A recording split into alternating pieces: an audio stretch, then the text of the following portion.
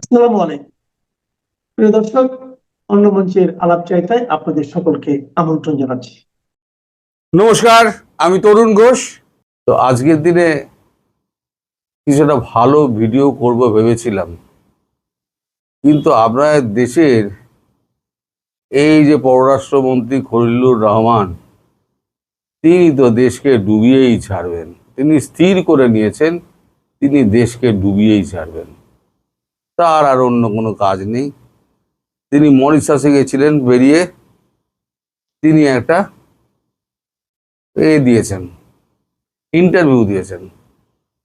তা সেখানে তিনি বলেছেন সম্পর্ক পুনর্গঠনের জোর গঙ্গা চুক্তিতে। আমি পুরোটা পড়ে শোনাচ্ছি, এটা পড়লে আপনারা বুঝতে পারবেন যে এরপরে ভারতবর্ষ কি করতে পারে, কি করতে পারে। আস্তে আস্তে গলা টিপবে, কারণ যে রিপোর্টটা বেরিয়েছে তাতে উনি বলছেন, নয়াদিল্লি 14ই এপ্রিল, বাংলাদেশের সঙ্গে ভারতের সম্পর্ক নতুন করে গড়ার সঙ্গে গঙ্গা চুক্তিকে সংযুক্ত করলেন সে দেশের নতুন সরকারের বিদেশমন্ত্রী খলিলুর রহমান। সদ্য ভারত সফর করে খলিলুর গিয়েছিলেন মরিশাসে। ভারত মহাসাগরীয় সম্মেলনে একটি সংবাদ মাধ্যমকে দেওয়া সাক্ষাৎকারে বলেছেন, ন্যায্যভাবে এবং পরিবেশ ও জলবায়ুর দিকটি মাথায় রেখে গঙ্গার জলবন্টন চুক্তিটি হবে দু দেশের সম্পর্ক পুনর্গঠনের জন্য প্রথম পরীক্ষা। এটা হলেই তার মানে বাকি সম্পর্ক ঠিক হবে বাংলাদেশের সঙ্গে ভারতের। 1996 সালে সই হওয়া 30 বছর মেয়াদী গঙ্গা জলবন্টন চুক্তির মেয়াদ এবছর ডিসেম্বরে শেষ হচ্ছে। চুক্তি থাকা অবস্থাতেও জলের ভাগ নিয়ে দুদেশের মধ্যে মতপার্থক্য রয়েছে। শুষ্ক মরশুমে পর্যাপ্ত জল না পাওয়ার অভিযোগ বাংলাদেশের দিক থেকে ছিল।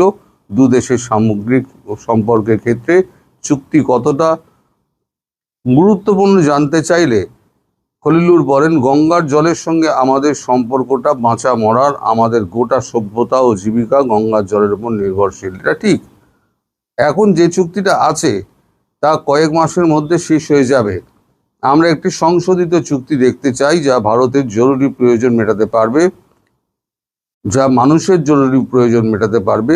জলের যথাযথ বন্টন না হলে বাংলাদেশের জীবিকা, কৃষি এবং খাদ্য নিরাপত্তায় বিরূপ প্রভাব পড়তে পারে জানিয়ে তিনি বলেন, যেহেতু দুটি দেশ সম্পর্ক পুনর্গঠনে আগ্রহী, ন্যায্যভাবে পরিবেশ, জলবায়ু এবং সহনশীলতার ভিত্তিতে গঙ্গার জলবন্টন চুক্তিটি হবে দ্বিপাক্ষিক সম্পর্ক ঠিক করার প্রথম পরীক্ষা। চলতি মাসের গোড়ায় খলিলুরের ভারত সফরের আগেই বাংলাদেশের জলসম্পদ মন্ত্রী শাহিউদ্দিন চৌধুরী আনি জানিয়েছিলেন, গঙ্গা চুক্তি এবং তিস্তা মহাপ্রকল্প নিয়ে আলোচনার কাজ শুরু হয়ে গিয়েছে। টেকনিক্যাল পর্যায়ে কারিগরি বিশেষজ্ঞ যারা রয়েছেন তারা কাজ করছেন। এই নিয়ে চূড়ান্ত সিদ্ধান্ত নেওয়ার মতো জায়গায় পৌঁছায়নি, তবে আমরা কাজ অব্যাহত রেখেছি। আমাদের নিয়মিত বৈঠক চলছে, নিয়মমাফিক এবং ধারাবাহিকভাবে চলছে। পাশাপাশি ভারতের বিদেশ মন্ত্রকের মুখপাত্র রণধীর জয়সওয়ালের বক্তব্য, ভারত এবং বাংলাদেশের মধ্যে জলসম্পদ বিষয়ক কাঠামোগত মেকানিজম ইতিমধ্যেই রয়েছে এবং সেটি কাজ করছে। তার মানে কাজ কিন্তু এর ভেতরে এগোচ্ছে।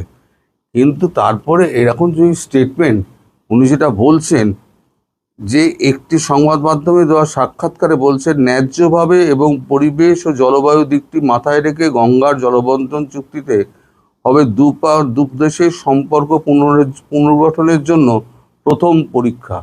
তার মানে ভারতবর্ষকে পরীক্ষা দিতে হবে। সোজা কথা, ভারতবর্ষকে পরীক্ষা দিতে হবে সে বাংলাদেশকে কতটা কাছে চায়। আচ্ছা, আপনারাই বলুন, এখন যে বাংলাদেশের যে অবস্থা, আপনাদের বিদ্যুৎ নেই, আপনাদের ডিজেল নেই, পণ্য মূল্য বৃদ্ধি এই জায়গায় পৌঁছেছে। মানে দিনে তো আপনাদের 12 ঘন্টা মতো শুনছি কারেন্ট থাকে না।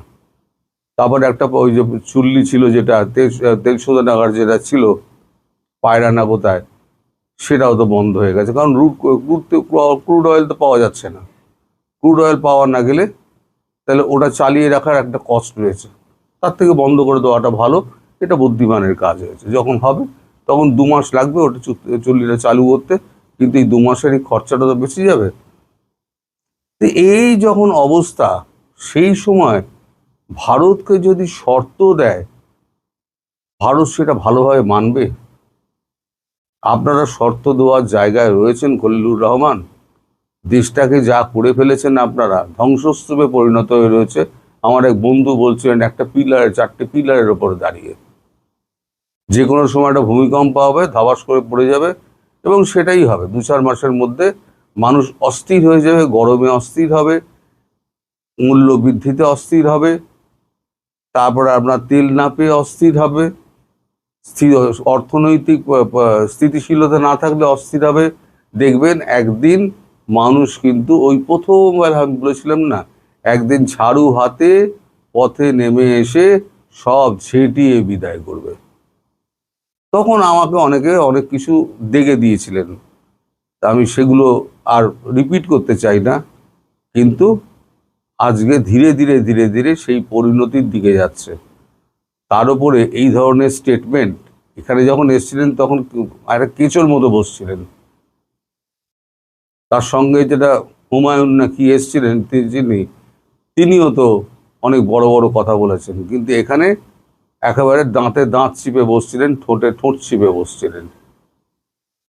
জয়শঙ্করের সামনে তো আর উনি যেতে পারেননি, উনি কথা বলেছেন আমাদের অজিত দোভালের সঙ্গে। অজিত দোভাল যে ডোজ দিয়েছে তাতেই উনি কাত হয়ে গেছেন। উনি এখন বড় বড় কথা বললে তো হবে না, বাস্তবটা অস্বীকার করলে হবে না। এখন পিঠ বাঁচানোর জন্য উনি অনেক বড় বড় কথা বাইরে গিয়ে বলছেন, যেটা ভারতের সামনে বলতে পারেননি। আসলে দেশের মানুষকে সন্তুষ্ট করার চেষ্টা, এবং দেশের মানুষ চায় একটা সুস্থ পরিবেশ, যাতে সে বাজারে যেতে পারে, ক্রয় ক্ষমতার মধ্যে জিনিসপত্র পায়, বাড়ি ফিরে এসে একটু ফ্যানের তলায় বসতে পারে, যাওয়ার সময় একটুখানি অফিস যাতায়াত করার জন্য যেগুলো আপনারা সব জ্বালিয়ে পুড়িয়ে দিয়েছেন আপনার লোকজন, সেগুলোকে মানে সেগুলো যদি ঠিক থাকতো তাহলে অফিস কাছারি করে এসে একটা সুস্থ মানে সংসার জীবন পালন করতে চায় প্রতিটা মানুষ, যেটা আমি অনেকদিন আগেও বলেছিলাম।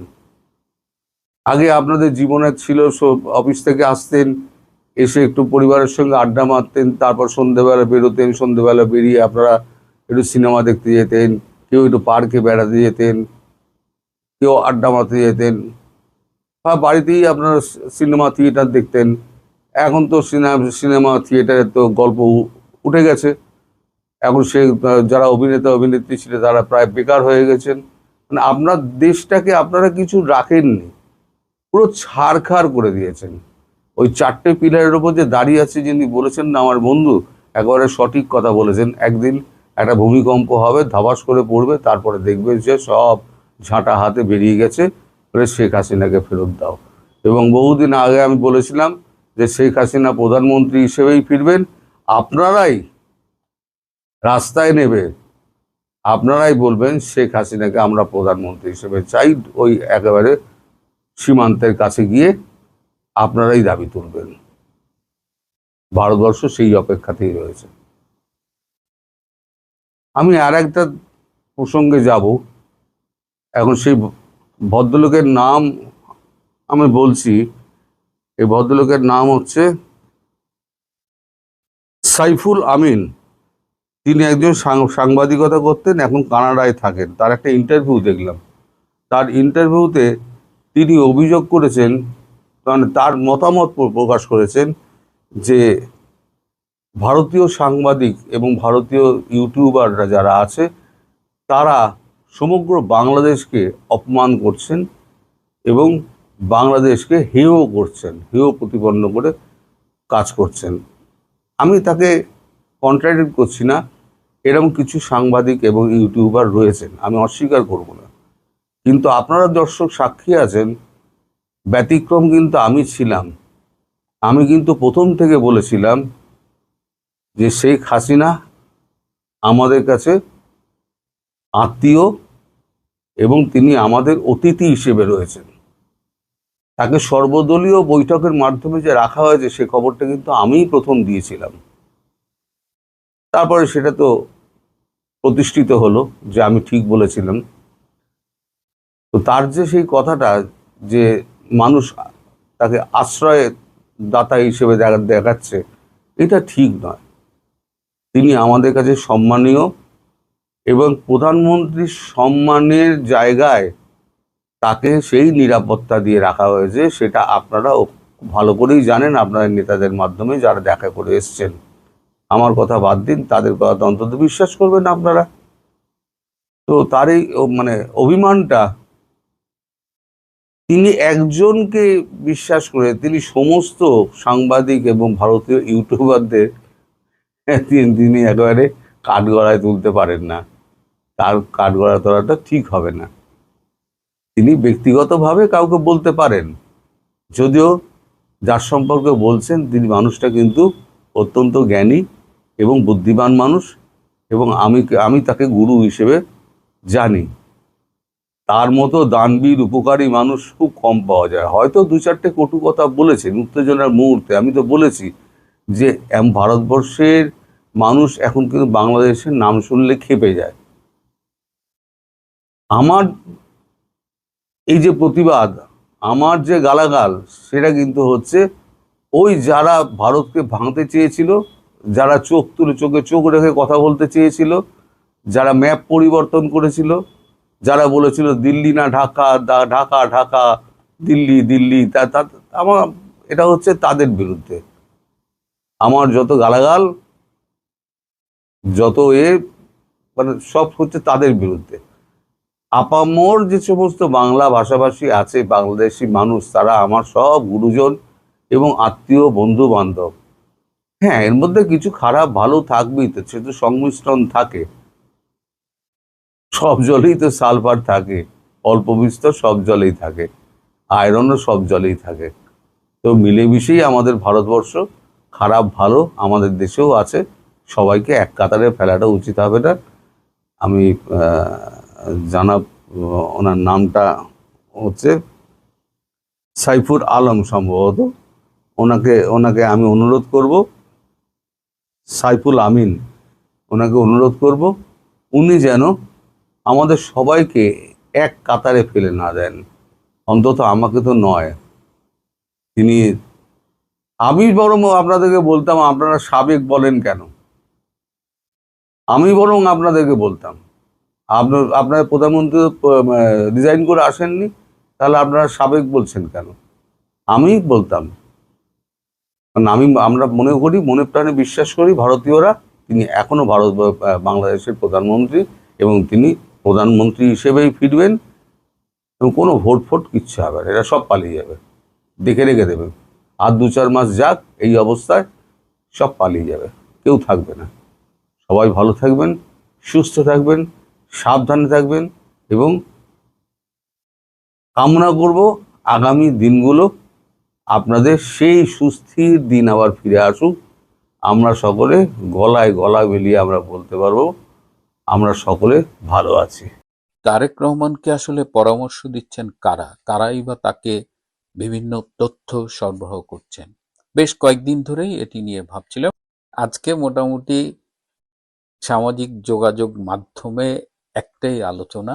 গতকাল প্রধানমন্ত্রী তারেক রহমান টাঙ্গাইল গিয়েছিলেন, তিনি কৃষি কার্ড বিতরণ করেছেন, ব্যাপক মানে আয়োজন, এবং সেখানে আমরা দেখলাম যে একদম বড় করে কৃষি কার্ডের যে ছবিটা দেখলাম, সেখানে কবির হোসেন নামে একজনকে এই কৃষি কার্ডটি দেওয়া হয়েছে। কিন্তু এখন তো অবাধ তথ্য প্রযুক্তির যুগ, এখন কোনো কিছুই আসলে লুকিয়ে রাখা যায় না। আমরা যেটা দেখলাম যে এই কবির হোসেন আসলে অরিজিনাল কৃষক না, ভুয়া। তিনি আইফোন ব্যবহার করেন, গাড়িতে চলেন, বিদেশ ভ্রমণ করেন। এই সব ছবি সামাজিক যোগাযোগ মাধ্যমে চলে এসেছে, আপনারা স্ক্রিনে দেখতে পাচ্ছেন। তো কেন, মানে বাংলাদেশে কি কৃষকের অভাব পড়েছে? মানে এত এত কৃষক থাকতে কেন একটা সচ্ছল লোক যে কৃষক নয় তাকে সাজিয়ে তারেক রহমানের সামনে এই কৃষক হিসেবে এই কার্ডটি উদ্বোধন করা হলো তাকে দিয়ে? এই যে যে লোকটি বা যারা এই প্ল্যানটি করেছিল তাদের কি ধারণা ছিল যে এটা গোপন রাখা যাবে এবং এই কবির হোসেন কৃষক হিসেবে এস্টাবলিশড হবে? এখন এটা নিয়ে কি ভাবছেন তারেক রহমান? এই যে গতকাল আমি এমনি একটু বলেছিলাম, এই কৃষি কার্ড আসলে কৃষকদের স্মার্ট কার্ড দেওয়ার বা কৃষকদের ভাগ্য উন্নয়নে এই গত 15 বছর ধরে যে বৈপ্লবিক কাজগুলো, হ্যাঁ, এই কাজগুলো তো মূলত প্রধানমন্ত্রী শেখ হাসিনার সরকারের। তো আমরা তারেক রহমানের কাছে কিন্তু ইনোভেটিভ নতুন কিছু দেখতে পাচ্ছি না। তিনি শেখ হাসিনারই বিভিন্ন আইডিয়া, বলা যায় যে চুরি করে নাম বদলে, যেমন কৃষককে স্মার্ট কার্ড দিয়েছেন শেখ হাসিনা এবং সেই স্মার্ট কার্ডে অনেক ইনফরমেশন থাকতো। আমি এই কৃষকদের জন্য স্মার্ট কার্ড, 10 টাকায় ব্যাংক অ্যাকাউন্ট খোলা, তো সেখান থেকে তো তারেক রহমান খুব বেশি কিছু ভালো কিছু করেননি, নতুন কিছু করেননি। বরং মাসে একটা কৃষক কত টাকা পাবে, তাও আবার সেই কার্ডটা প্রকৃত কৃষক কতজন পাবে, আদৌ পাবে কিনা সেই সন্দেহ এখন দেখা দিয়েছে। এই কবির হোসেনের মতো ভুয়া কৃষকরা যারা এখন উদ্বোধনে কৃষি কার্ড গ্রহণ করছেন প্রধানমন্ত্রীর হাত থেকে। কিন্তু এই টাঙ্গাইলে আরো একটা ব্লান্ডার করেছেন তারেক রহমান। তিনি বলেছেন 1979 সালে জিয়াউর রহমানের সময় যে জাতীয় সংসদ নির্বাচন হয়েছিল, যে নির্বাচনে বিএনপির প্রতীক ছিল ধানের শীষ, সেটা নাকি ভাসানী ন্যাপের প্রধান মাওলানা আব্দুল হামিদ খান ভাসানী জিয়াউর রহমানের হাতে তুলে দিয়েছিলেন। 1979 সালে ভাসানী সাহেব জিয়াউর রহমানের হাতে ধানের শীষ তুলে দিয়েছিলেন। যে ভাসানী 1976 সালের নভেম্বরে মারা গেছেন, তিনি 1979 সালে কি করে ধানের শীষ তুলে দেন? এই জন্যই বলছিলাম যে কারা তারেক রহমানকে পরামর্শ দেন, কারা তাকে তথ্য দেন। এই নিয়ে যখন খোঁজ খবর করছিলাম তখন আরো একটি বিস্ফোরক তথ্য পেলাম যে নয়াপল্টনে বিএনপির যে অফিস, এই অফিসটাও নাকি একসময় ভাসানী ন্যাপের অফিস ছিল এবং বিএনপি এটি দখল করেছে। তার মানে ভাসানী ন্যাপের অফিস দখল করেছে, ভাসানী ন্যাপের প্রতীক দখল করেছে এবং এটা যিনি মারা গেছেন 3 বছর আগে। সুতরাং এটা তো মনে হয় না মিউচুয়াল, এটা তো মনে হয় জোর করে দখল করা। তো তারেক রহমানকে যারা এই তথ্যটি দিয়েছিলেন যে মৌলানা ভাসানী জিয়াকে ধানের শীষ হ্যান্ডওভার করেছেন, তারা কি একটু ঘেটে দেখবেন না? এখন তো এটা নিয়ে যে পরিমাণ ট্রল হচ্ছে, এই ভুয়া কৃষক কবির হোসেন, এই মৌলানা ভাসানী, আবার এটা করতে যেয়ে জানলাম যে ভাসানীর অফিসটা পর্যন্ত বিএনপি জোর দখল করেছে, এটা বিএনপির নিজস্ব সম্পত্তি নাকি ছিল না। তো এটার পাশাপাশি আমি এর আগেও একাধিকবার বলেছি, এই যে তারেক রহমান দেশব্যাপী যে এখন একটা অনিশ্চয়তা, সারা পৃথিবীর অবস্থা, বাংলাদেশের তেলের দাম, কৃষক পণ্যের মূল্য পাচ্ছে না, হ্যাঁ, সারা দেশে ব্যাপকভাবে চাঁদাবাজি বেড়ে গেছে। অর্থাৎ ক্ষমতা গ্রহণের সাথে সাথেই যে একটা হানিমুন পিরিয়ড থাকে, সেই সময়টা তিনি খুব পাচ্ছেন না বা তার জন্য ভালো যাচ্ছে না। সেই সময়ে তিনি সিনেমা দেখতেছেন, নাটক দেখতেছেন, তার দিকে তাকালে মনেই হয় না যে পৃথিবী এবং দেশ এত বড় একটা সংকটের ভেতর দিয়ে যাচ্ছে। এ কারণেই শুরুতে যে প্রশ্ন করছিলাম, আমার কয়েকদিন ধরেই এটি নিজের মাথার মধ্যে ঘুরছে যে প্রধানমন্ত্রী তারেক রহমানকে কারা চালায়, কারা পরামর্শ দেয়, কারা বুদ্ধি দেয়। এবং সঙ্গত কারণে জাতীয় সংসদে দেখলাম একজন তরুণ সাংসদ প্রশ্ন তুলেছেন যে Tarique Rahman nominal prime minister আর ফাংশনাল প্রাইম মিনিস্টার হলো বিএনপি সালাউদ্দিন আহমেদ। এটাও কিন্তু খুব মানে একটা উদ্বিগ্ন হবার মতো একটা কমেন্ট বা মন্তব্য বা বক্তব্য, যেটাই বলি না কেন। এই প্রশ্নটি রাখলাম। বিএনপি একটি বড় দল, তারা সন্ধ্যা রাতের ভোটে হোক আর যেভাবেই হোক ক্ষমতায় এসেছে, কিন্তু ক্ষমতায় আসার পরে তারা যেভাবে একের পর এক সার্কাস দেখাচ্ছে, তাতে আশাবাদী হওয়ার কোনো কারণ নেই। ইউনূসের নেতৃত্বে বদিউল আলম এইসব লোকজন দিয়ে বাংলাদেশে শেখ হাসিনা সরকারের পতনের জন্য।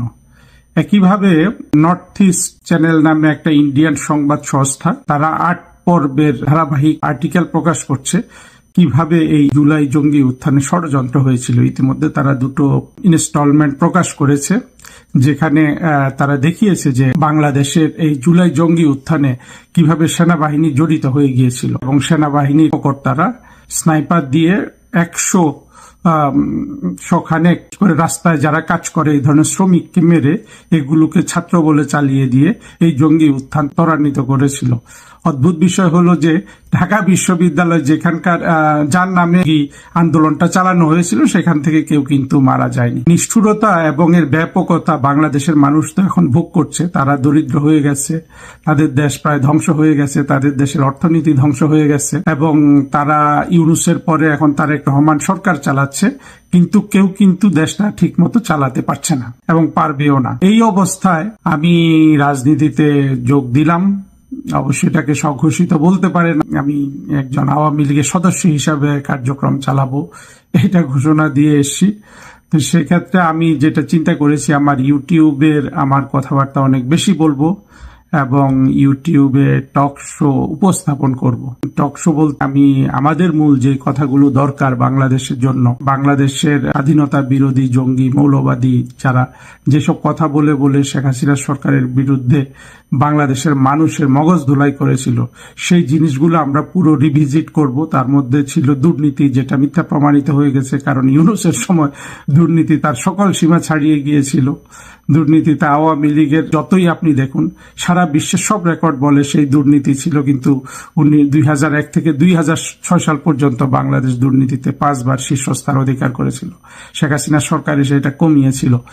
এগুলো একদিনে তো বলা যাবে না, জাস্ট কিছু কিছু ধরিয়ে দিচ্ছি। আর একটা ছিল মানবাধিকার লঙ্ঘন। মানবাধিকার লঙ্ঘনেও যেখানে দেখা যাচ্ছে যত গুম খুনের কথা বলা হয়েছিল এগুলা সব ফিরে এসেছিল এবং যে আয়না ঘরের কথা বলা হয়, সে আয়না ঘর দেখা যাচ্ছে যে একটা কল্পিত জিনিস ছিল, যেখানে গোলাম আজমের ছেলে মীর কাসেম আলীর ছেলেরা বসবাস করেছে বলে বলা হয়েছিল। পরবর্তীতে দেখা গেছে যে এরা সবাই অনেক শান শৌকতে ছিল বিভিন্নভাবে, বিশেষ করে গোলাম আজমের ছেলেটা এসি রুমে ছিল, তার জন্য সব ধরনের ব্যবস্থা ছিল, কিন্তু এরা এগুলোকে গুম বলে চালিয়ে দিয়েছে। এবং যত বাংলাদেশ থেকে ভূমধ্যসাগর দিয়ে বাংলাদেশ থেকে যেসব তরুণরা ইটালি বা স্পেন যাওয়ার জন্য পাড়ি দেয় এবং যেগুলার সলিল সমাধি হয়, সেই সংখ্যাগুলাকে এনে গুমের খাতায় বসিয়েছিল। ইলিয়াস কালী হত্যাকাণ্ডের শিকার হয়েছিলেন, কিন্তু সেটা তো বিএনপির মির্জা আব্বাস সাহেবই বলছেন যে শেখ হাসিনার সরকার বা কেউ ইলিয়াস আলীকে গুম করে নাই, গুম করেছে তার মানে বিএনপির অভ্যন্তরীণ অন্তর্কন্দর।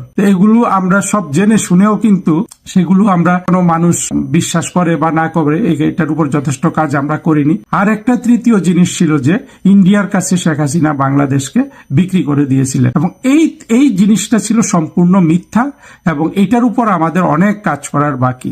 দেখুন, আজকে যে কথাগুলো বলবো সেটা শুধু এই ভারত বাংলাদেশ সম্পর্ক নিয়েই। কারণ হলো আমরা কিছুদিন ধরে দেখেছি যে ভারত বাংলাদেশের যে সম্পর্ক ঐতিহাসিক, যেটা মানে সেই সম্পর্কটা কিসের ভিত্তির উপর হওয়া দরকার ছিল এবং সেটা কিসের উপর এসেছে, সেই জায়গাটা একটু কথা বলি।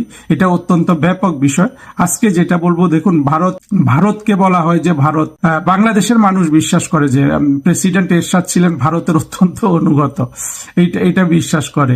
তার পরবর্তীতে শেখ হাসিনা সম্পর্কে তো যা তা বলে। বিএনপি তো সবসময় ভারত বিরোধিতা করে, ভারতের বিরোধিতাই ছিল বিএনপি এবং জামাত, এই দলগুলোর রাজনৈতিক পুঁজি। তো সেক্ষেত্রে ভারত বাংলাদেশের জন্য সম্পর্ক কিভাবে স্থাপন করলো সেটা আমরা দেখি। ভারতের ক্ষেত্রে আমরা যেটা দেখলাম যে ভারত বাংলাদেশ সম্পর্কের ক্ষেত্রে আমরা যদি দেখি যে সত্যিকার অর্থে বাস্তব ইস্যুগুলো কি, ভারত বাংলাদেশের সম্পর্কে দুটো বাস্তব ইস্যু আছে।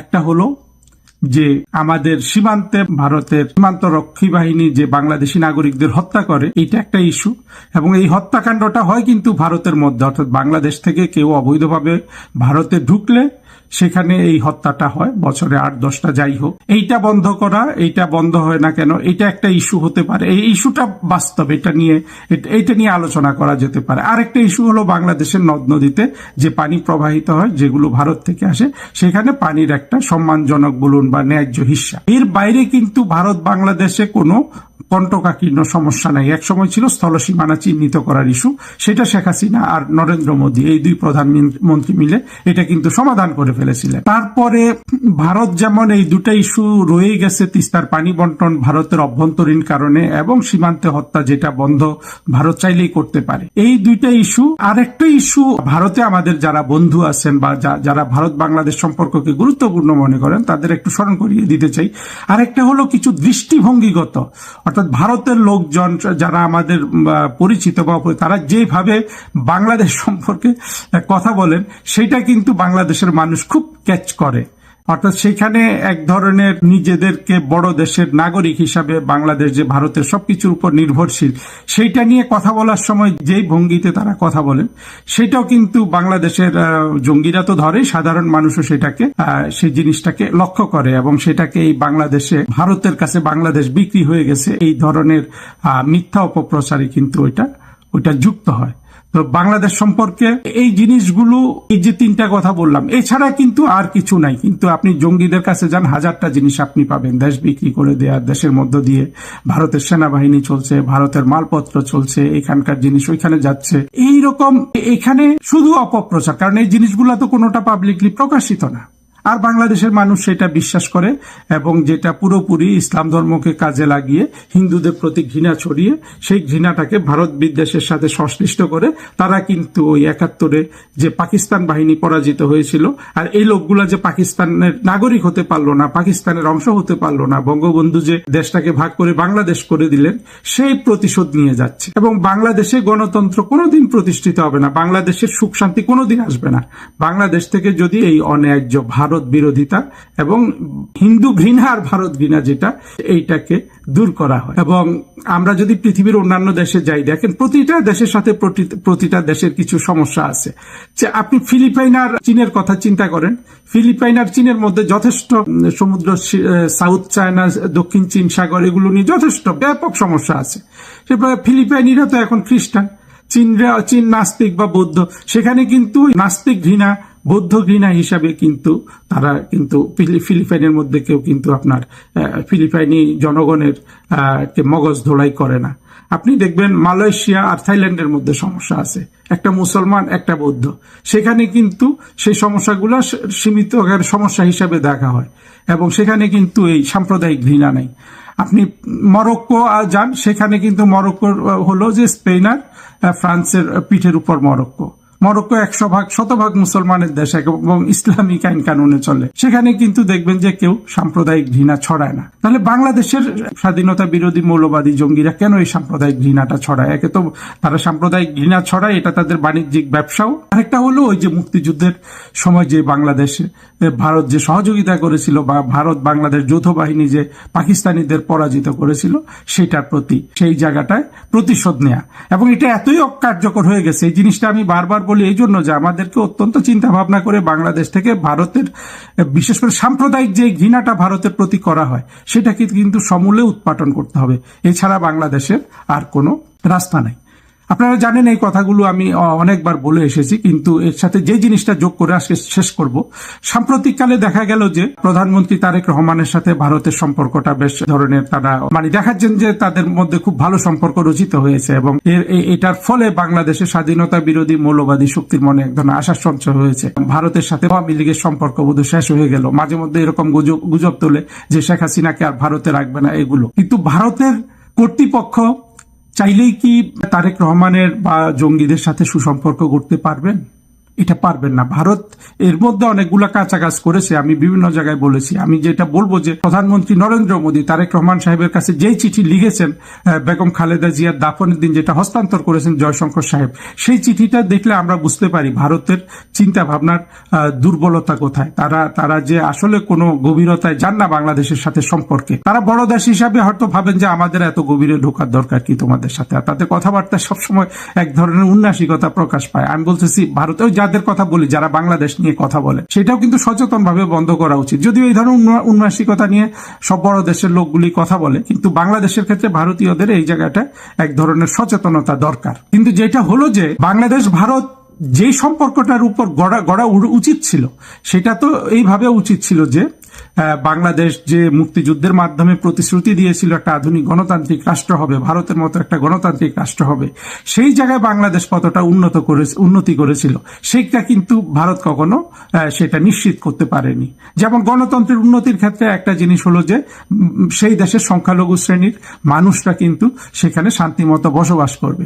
আমরা যেটা দেখলাম যে বাংলাদেশের স্বাধীনতার পর থেকে ভারতে 1972 সালে যে হিন্দু জনগোষ্ঠী ছিল সেটা 2024 সালে 26 সালে এসে তখন যদি 20-22% থাকে, আমি অফিসিয়ালি বলছি, আনঅফিসিয়ালি অনেক রকম দাবি করেন, শুধু কাগজে কলমে অর্থাৎ পাবলিক ডোমেনে যে তথ্য পাবেন সেটা আজকে কিন্তু 9%, 7% হয়ে গেছে। আজকে এটাকে দাবি করা হচ্ছে 93% মুসলমানের দেশ। তাহলে ভারত কখনো এই প্রায়োরিটিটা দেয় নাই যে বাংলাদেশ গণতান্ত্রিক রাষ্ট্র হওয়া মানে কি বাংলাদেশের হিন্দু সম্প্রদায়, যে কোনো সংখ্যালঘু সম্প্রদায়, সেটা ধর্মীয় সংখ্যালঘু সম্প্রদায় হোক, অন্য কোনো সংখ্যালঘু সম্প্রদায় হোক, তারা সে দেশে নিশ্চিতভাবে বসবাস করতে পারবে। যে কোনো একটা গণতান্ত্রিক দেশে তো তাই হয় যে সমাজের সব ধরনের মানুষ, সব ধর্মের মানুষ, সব মতের মানুষ, হ্যাঁ, সব লিঙ্গের মানুষ সেখানে শান্তির সাথে বসবাস করতে পারে। বাংলাদেশে কি সেটা সম্ভব হয়েছে? হ্যাঁ, আপনি বলতে পারেন যে এটা তো আওয়ামী লীগ সরকার। আওয়ামী লীগ স্বাধীন 55 বছরে বাংলাদেশ প্রায় 20 বছর শাসন করেছে আওয়ামী লীগ, আর বাকি 25 বছর স্বাধীন করেছে বাংলাদেশের মুক্তিযুদ্ধ বিরোধীরা। কিন্তু এখানে একটা পার্থক্য আওয়ামী লীগের সাথে স্বাধীনতা বিরোধীদের আছে। স্বাধীনতা বিরোধীদের সচেতন এজেন্ডাই হলো যে বাংলাদেশ থেকে সব হিন্দু চলে যাক, যেহেতু তারা মোটা দাগে আওয়ামী লীগকে সমর্থন করে। আর আওয়ামী লীগও কিন্তু তাদের সচেতন এজেন্ডাতে না থাকলেও তারা কিন্তু এই বাংলাদেশের হিন্দু সম্প্রদায়কে ভারতে চলে যাওয়া আটকাতে পারেনি। আর আমাদের একটা জিনিস, ভারতভাষীকে একটা জিনিস বোঝা উচিত, তারা মাঝে মধ্যে বলে যে হ্যাঁ চলে আসুক সব সব সব সব হিন্দু, কিন্তু এটা কি কোনো সমাধান? সব হিন্দু আপনার দেশে চলে গেলে বাংলাদেশের তো লাভ নাই। বাংলাদেশ জঙ্গিদের দ্বারা বাংলাদেশ দখল করা আরো বেশি সহজ হয়ে যাবে। কিন্তু যেইভাবে ভারতে মুসলমান জনসংখ্যা বাড়ছে, আপনারা কি সেটা নিয়ে একটু চিন্তা করবেন না? যাই হোক, আমার মূল কথা এটাই যে ভারত যদি সত্যিকার অর্থে বাংলাদেশের সমস্যাগুলো বুঝতো, বাংলাদেশকে গণতান্ত্রিক পথে অগ্রগতির জন্য সহায়তা করত, সেখানে ভারত কিন্তু 1 নাম্বার এজেন্ডা তৈরি করত বাংলাদেশে যে হিন্দু শূন্য হয়ে যাচ্ছে সেই জিনিসটা নিয়ে প্রতিটা সরকারকে বোঝানো। আমি এরশাদের কথা কেন বললাম? এরশাদকে সবাই মনে করে খুব অনুগত। এরশাদ সরকারের সময় তো হিন্দুদের বাংলাদেশ থেকে চলে যাওয়া বন্ধ হয় নাই। অর্থাৎ ভারত সরকার এগুলো নিয়ে চিন্তাই করে নাই। ভারত সরকার তাদের ওই এজেন্ডা আছে, তারা ওগুলা বলে যে আমার নিরাপত্তা নর্থ ইস্টে গিয়ে। আরে আমি যেটা বলি কি, বাংলাদেশের এমনকি জামাত ইসলাম ক্ষমতায় আসলেও ভারতের নর্থ ইস্টে গিয়ে কিছু করবে না। কিছু জঙ্গি পাঠাতে পারে তারা, সেই জঙ্গি তো ভারতের হোমগ্রোন জঙ্গিও একই ধরনের সমস্যা তৈরি করতে পারে। মূল সমস্যাটা হলো যে বাংলাদেশের গণতন্ত্রের উন্নতিতে ভারত কোনো সহযোগিতা করছে কিনা, কারণ মুক্তিযুদ্ধের দাবি সেটা ছিল। আর বাংলাদেশ যদি গণতান্ত্রিক রাষ্ট্র না হয়, বাংলাদেশ যদি সম্পূর্ণরূপে ইসলামিক মৌলবাদীদের হাতে চলে যায়, এই হিন্দুগুলো যেগুলো আছে অপশিষ্ট সেগুলোকে তো তাড়িয়ে দেবেই। আর সাথে কি কি সমস্যা তৈরি করতে পারে ভারত কিন্তু এটা ভালোভাবেই বোঝে। পাকিস্তানের সাথে ভারত কিন্তু একেবারে সেই 1947 সাল থেকে বসবাস করে আসছে। কাজে ভারতের বিষয়টা, এখানে ভারতের কি করা উচিত আমি সেটাই বলতে এসেছি। বাংলাদেশের কি করা উচিত সেটা তো আছেই। বাংলাদেশ ভারত দুটোরই, অর্থাৎ বাংলাদেশ বলতে বাংলাদেশ যেহেতু 2 ভাগে বিভক্ত, একটা হলো স্বাধীনতা বিরোধী গোষ্ঠী, একটা হলো মুক্তিযুদ্ধের মূলধারার গোষ্ঠী, দুটাই বাংলাদেশের সমান সমান শক্তিশালী। ফলে এই বাংলাদেশ কার হাতে যাবে এখনো এটা অনিশ্চিত। আমরা বিশ্বাস করি এটা মুক্তিযুদ্ধের পক্ষের শক্তির হাতে আসবে। কারণ হলো মুক্তিযুদ্ধের হলো ইতিহাসের শক্তি, অর্থাৎ ইতিহাস এবং সভ্যতা, এই 2 শক্তিকে কাজে লাগিয়ে মুক্তিযুদ্ধে আমরা সাফল্য পেয়েছিলাম। সেই 2 শক্তি তো এখনো আওয়ামী লীগের সাথে আছে।